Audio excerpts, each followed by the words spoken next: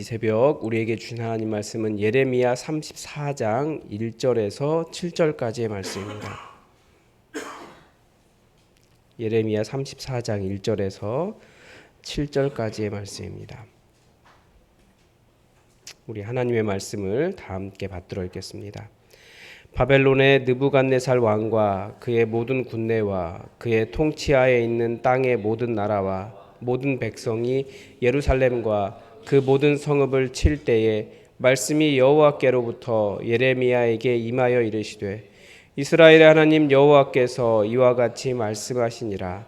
너는 가서 유다의 시드기야 왕에게 아뢰어 이르기를 여호와의 말씀에 보라, 내가 이 성을 바벨론 왕의 손에 넘기리니 그가 이 성을 불사를 것이라. 내가 그의 손에서 벗어나지 못하고 반드시 사로잡혀 그의 손에 넘겨져서 내 눈은 바벨론 왕의 눈을 볼 것이며 그의 입은 내 입을 마주 대하여 말할 것이요 너는 바벨론으로 가리라. 그러나 유다의 시드기야 왕이여 여호와의 말씀을 들으라. 여호와께서 내게 대하여 이와 같이 말씀하시니라. 내가 칼에 죽지 아니하고 평안히 죽을 것이며 사람이 너보다 먼저 있는 내 조상들 곧 선왕들에게 분향하던 것 같이 내게 분향하며 너를 위하여 애통하기를 슬프다 주여 하리니 이는 내가 말하였음이라. 여호와의 말씀이니라 하시니라. 선지자 예레미야가 이 모든 말씀을 예루살렘에서 유다의 시드기야 왕에게 아뢰니라. 그때에 바벨론의 왕의 군대가 예루살렘과 유다의 남은 모든 성읍을 쳤으니 곧 라기스와 아세가라. 유다의 견고한 성읍 중에 이것들만 남았음이더라. 아멘. 이 예레미야의 순서가 이렇게 순서대로 이렇게 쭉 돼 있지 않습니다. 어제 본문까지는 그 예레미야가 왕의 궁전에 있는 그 거기에 뜰에 좀 시위대 뜰에 갇혀 있는 상황이었습니다. 마지막 때였거든요. 그런데 지금은 보니까 갇혀 있는 때가 아니에요. 가서 전하라고 하신 것은. 그리고 마지막으로 그 어제 본문까지는 이제 예루살렘에만 남아 있을 상황인데 지금 뭐 그 라기스와 아세가를 쳤고 유다의 견고한 성읍들 중에 몇이 남지 않은, 그러니까 지금 이제 바벨론이 완전히 이렇게 밀고 들어온 그런 상황인데 어제 본문보다는 조금 더 앞의 상황입니다. 그러니까 왜 이 말씀을 주시냐를 한번 우리가 생각해 봐야 돼요. 근데 이 큐티 본문이 참 짧은 본문을 깊이 보는 것은 좋은데 이 문맥이 있는데 그 문맥을 보기는 쉽지 않은 거예요. 문맥은 좀 길게 봐야 되니까요. 그래서 오늘 본문은 사실 문맥 속에서 봐야 됩니다. 왜 이 말씀 주셨느냐. 제가 최근에 짧지만 아주 충격적이고 흥미로운 영상을 하나 봤습니다. 그러니까 목사 입장에서 굉장히 흥미로운 영상이었어요. 외국 영상인데 여성 동성애자 분과 그 전통적인 그리스도인들의 대화였습니다. 아마 어떤 토론을 하는 상황이었던 것 같아요. 그런데 이 여성 동성애자 분이 중년 정도 돼 보이는데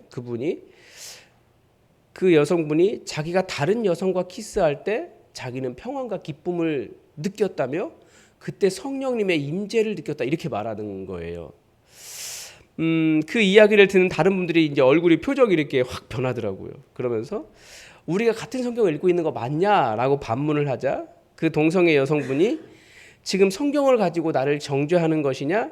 그러면 당신은 성경을 우상처럼 사용하는 것이다 이렇게 말하더라고요. 그 영상을 보고 난 다음에 참 많은 생각이 들었습니다. 우선 성령님의 임재를 외국은 그렇게 생각하는구나. 자기 마음이 평안하고 어떤 기쁨을 누리고 희열을 느끼며 그런 식으로 성령님께서 임재했다. 성령님의 임재를 내가 느낀 해방감 뭐 그런 것으로 인식할 수 있는가 뭐 이런 거예요. 만약에 그런 식으로 성령님의 임재를 인식한다면 성령님은 이상한 분이 되어버릴 겁니다. 사람은 이상한 데서 쾌감을 많이 느끼거든요.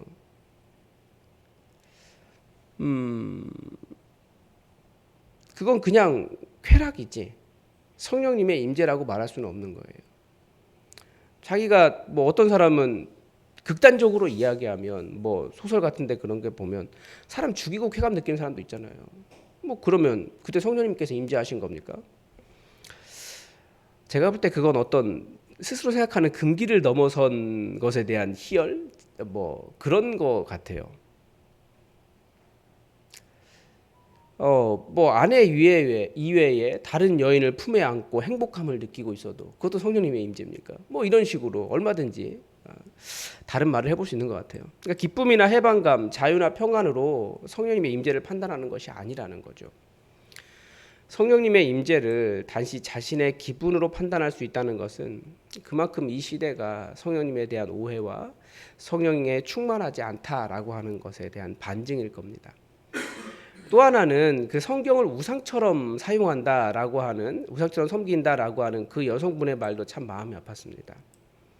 그분의 말이 영 틀린 것도 아니에요. 교회 안에는 양극단이 있어요. 하나는 성경 말씀을 가지고 율법처럼 사용해서 다른 사람 정죄하고 사람 힘들게 하는 기준으로 사용하는 것도 성경이 우상이 되는 건 맞습니다.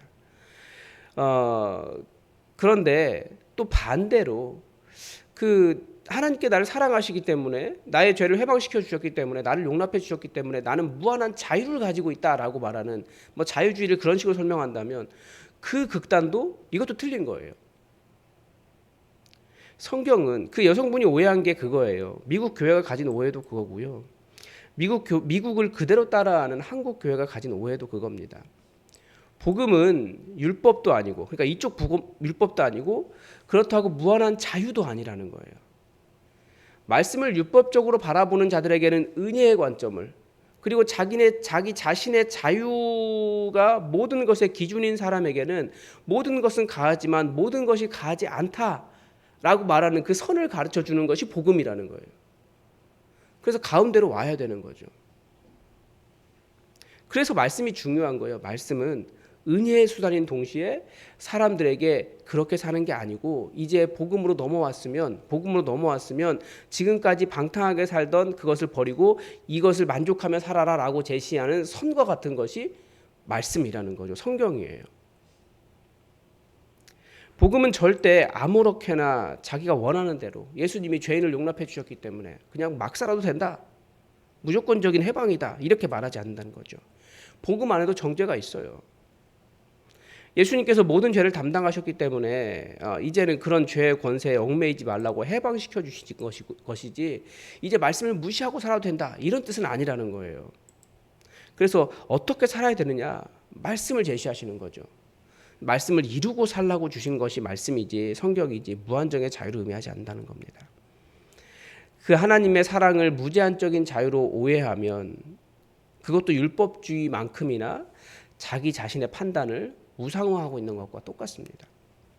하나님의 말씀은 존중되어야 하고 하나님의 말씀은 기억되어야 하고 하나님의 말씀은 지켜져야 하는 것입니다. 인간이 하나님의 말씀을 무시하기 때문에 이 땅이 깨어지고 있습니다. 그래서 다시 한번 하나님 나라로 이 땅을 회복한다라고 하는 그 기준은 하나님의 말씀이라고 하는 선이라는 거예요. 하나님의 말씀을 무시할 때 어떻게 됩니까? 지금 시드기야에게 예루살렘 성에게 행하신 대로 하시겠다라고 하는 거예요. 오늘 1절은 그 오늘 예언이 또 다른 예언이라는 것을 알 수 있습니다. 그러니까 시드기야에게 찾아갈 수 있다라는 것은 그 시위대 뜰에 갇히지 않은 상황이었고, 하나님께서 아직 아까 말씀드린 것처럼 예루살렘뿐만 아니라 라기스와 아세가 한 예루살렘 이렇게 주변으로 한 20에서 한 50km 내에 있는 성들이 함락되고 있는 상황인 거예요. 그런데 오늘 본문에서 계속 나오는 말이 있다면 불사르겠다라는 거예요. 불사르겠다. 분향한다. 예루살렘 성을 불사른다. 예레미야 34장부터 36장까지는 그러니까 오늘 본문부터 이제 36장까지는 이 설명을 하고 있는 겁니다. 왜 하나님께서 그 거룩한 성이라고 하는 하나님의 이름 있는 성전이 있는 그 예루살렘 성을 불사르시냐 이거예요. 사람들이 하나님의 말씀을 무시하기 때문이다. 단적으로 그렇게 말할 수 있습니다. 사람들이 하나님의 말씀을 무시할 때 어떤 식으로 무시를 하고 있는가, 그 부분을 36장까지 쭉 말씀하시는 거예요. 무엇보다도 36장에 나오는 그 34장, 35장, 36장이 전부 다 그 이야기를 하고 있는데 어떻게 사람들이 하나님의 말씀을 무시하느냐. 그 절정이 시드기야 앞에 있었던 여호야김이 하나님의 말씀을 기록한 두루마리를 불살라 버리거든요. 성경은 그 과학책이나 역사책이 아니라 신학책입니다. 그래서 역사 순서대로 나오지 않을 수는 있어요. 그래 지금 본문의 관심은 하나님께서 왜 예루살렘을 불사르시는가 이거예요. 하나님의 말씀을 무시하고 불살랐기 때문에. 인간이 하나님의 말씀을 어떻게 무시할 수 있을까요? 인간이 무시한다고 하나님이 무시되는 분이 아니에요. 그러나 인간이 하나님을 무시하는 방법은 바로 하나님의 말씀을 무시하는 것입니다. 그리고 하나님의 말씀을 무시할 때 하나님도 그 사람을 무시하시는 거죠. 그 구조를 그대로 보여주는 것이 우리가 잘 아는 로마서 1장 28절입니다. 그들이 마음에 하나님 두기를 싫어하며 하나님께서 그들을 그 상실한 마음대로 내버려 두사 합당하지 못한 일을 하게 하셨으니, 하나님을 무시하기 때문에 하나님께서도 그들을 무시하시는데 그 결과가 무엇입니까? 모든 불의, 추악, 탐욕, 악의, 시기, 살인, 분쟁, 사기, 악독, 수굴수굴하는 거, 비방하는 거 쭉쭉쭉 나오죠. 그런 죄악의 리스트가 쭉 나옵니다. 그게 하나님을 마음에 두기를 싫어하고 하나님을 무시했기 때문에 나오는 결과들인 거예요. 그 단락의 마지막에 보면 사람들이 그 일들을 하면서 자기들뿐만 아니라 그런 일을 행하는 사람들을 옳다라고 한다. 그 사람들이 그렇게 가르쳐 주십니다. 옳다라고 하는데 실제로는 하나님의 말씀과 관계없고 하나님의 말씀을 무시하고 내가 생각하는 것을 옳다라고 말하면서 무한정의 자유를 이야기하는 거예요. 그럼 그 결과가 이런 것들이라는 거예요. 설교 시작에 말씀드린 여성분처럼 성경을 우상 취급하면서 따라야 할 하나님의 말씀으로 여기지 않기 때문에 하나님께서 그들의 원하시는 대로 두시는 거예요. 그리고 그런 일을 행하는 사람을 오히려 옳다라고 말하는 그 하나님의 말씀과는 반대되는 일이 일어나게 된다라는 겁니다. 근데 말씀은 굉장히 겸손을 요구하고 우리에게 정말 내 생각 다 내려놓고 포기하고 하나님의 말씀이 옳다고 하면 따라가도록 하신 것이 말씀입니다. 그리스도인이 되는 것은 말씀으로 거룩하게 되었다는 예수님의 선언과 이어집니다. 우리는 말씀을 이룰 수 없는 자가 되었으나 우리가 예수 믿고 성령님께서 우리에게 오시고 우리를 말씀을 이룰 수 있는 자로 변화시켜 가십니다. 이게 성화입니다. 그래서 믿는 자에게는 성경은 우리를 얽매이는 사슬이 아니라 이루지 못함에도 그럼에도 불구하고 하나님의 뜻을 이루기 위해 애쓰는 목표가 되는 기준이 되는 것이 하나님의 말씀입니다. 그래서 우리가 하나님의 말씀을 예수님도 하신 말씀이지만 정말 아버지께서 원하시는 것은 아버지 말씀에 순종하는 거예요. 때로는 힘들 수도 있어요. 포도원에 들어가서 일해라라고 하는데 포도원에서 일하는 게 힘들기 때문에 안 가려고 하는 거죠. 그렇지만 내 자유는 그냥 편하게 노는 것이지만 그게 아니라는 거예요. 하나님께서 원하시는 것은 말씀에 순종하는 거예요. 말씀에 순종하여 깨어지니 이 세상이 하나님 나라로 회복되는 것입니다. 그렇지 않으면 무한정 자유를 다 자기가 하나님 나라라고 생각해요. 절대 그것이 아니라는 것을 알고 우리가 말씀을 존중하고 말씀을 잘 듣고 순종하고 기억하고 말씀을 살아내고 하나님의 뜻이 무엇일까 그것들을 헤아려 알고 나의 왕이신 하나님 예수님을 회복하고 온전한 예배가 회복되는 그런 여러분의 삶이 되길 바랍니다. 오늘도 하나님의 뜻이 우리에게 이루어지기를 주기도문으로 기도하겠습니다. 하늘에 계신 우리 아버지, 아버지의 이름을 거룩하게 하시며 아버지의 나라가 오게 하시며 아버지의 뜻이 하늘에서와 같이 땅에서도 이루어지게 하소서. 오늘 우리에게 일용할 양식을 주시고 우리가 우리에게 잘못한 사람을 용서하여 준 것 같이 우리 죄를 용서하여 주시고 우리를 시험에 빠지지 않게 하시고 악에서 구하소서. 나라와 권능과 영광이 영원히 아버지의 것입니다. 아멘. 여러분 계속해서 우리 교회에 하나님께서 VIP를 보내달라고 여러분 기도해 주시기 바랍니다. 그리고 계속해서 또 청년부 부흥할 수 있도록 기도해 주십시오. 이번 주에도 오기로 예정되어 있는 형제와 자매들이 몇 명이 더 있는데 교회에 올 뿐만 아니라 와서 따뜻한 정을 느끼고 또 교회에 뿌리박을 이유를 발견하는 그런 시간 될 수 있도록 청년부를 위해서도 함께 기도해 주시기 바랍니다. 다 함께 기도하겠습니다.